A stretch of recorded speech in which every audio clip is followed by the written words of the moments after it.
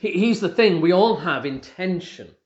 All right, we all have intentions for all sorts of areas of our lives. And even if you're a goal setter, even if you're not a big planner, even if you don't set smart targets or whatever you want to call it, we all have intentions. It's not difficult to imagine what we'd like to happen in 2 years or 5 years in all sorts of different areas of our lives. But here's the thing.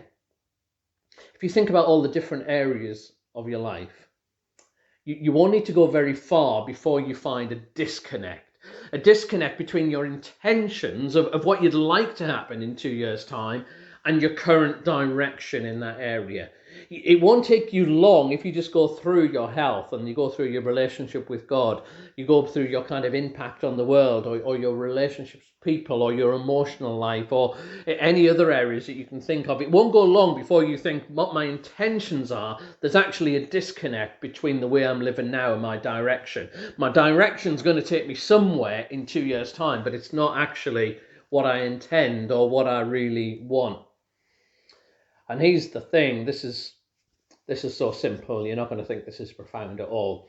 But here's the thing, the power lies all with our direction and none of it with our intention. Where there's a disconnect between our direction and our intention, where we'd love to be in the direction we're going in, direction wins every single time. That you'd love to be a person who's overflowing with financial resources and you want to be generous and making an impact on the world. That's your intention, but the way you're living now is you're spending more than your income is. It's your direction that'll win every time.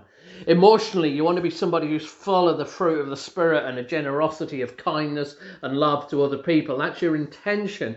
But right now you're harboring bitterness and jealousy towards other people and you think about it all the time and you're nurturing it. Direction wins every time.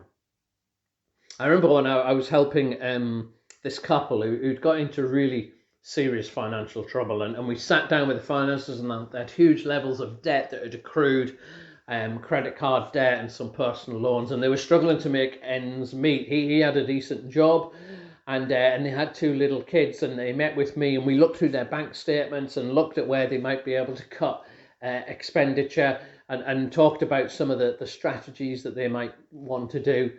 And against my advice, what they really wanted to do is to take all their debt. They wanted to kind of consolidate it and remortgage their house. And generally that's bad advice because you make unsecured debt being secured debt against their house. And even though I said I'd get professional advice, but I thought that wasn't wise, that they went ahead and did it anyway. And as we were talking about their plan to do that, what became apparent is 5 years previously, they were in exactly that position with tens of thousands of pounds of debt on personal loans and credit cards. And in order to clear it, what they did is they remortgaged their house and paid that debt off over 25 years.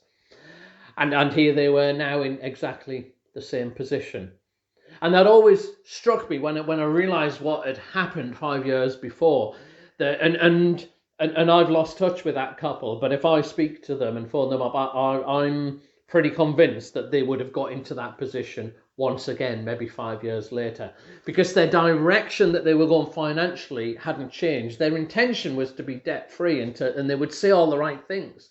But actually their direction and they were living, they were unable to make some of the hard choices about cutting and limiting their expenditure. And they just ended up in exactly the same position, that the power is in the decisions and the direction that we might take, not in our intentions.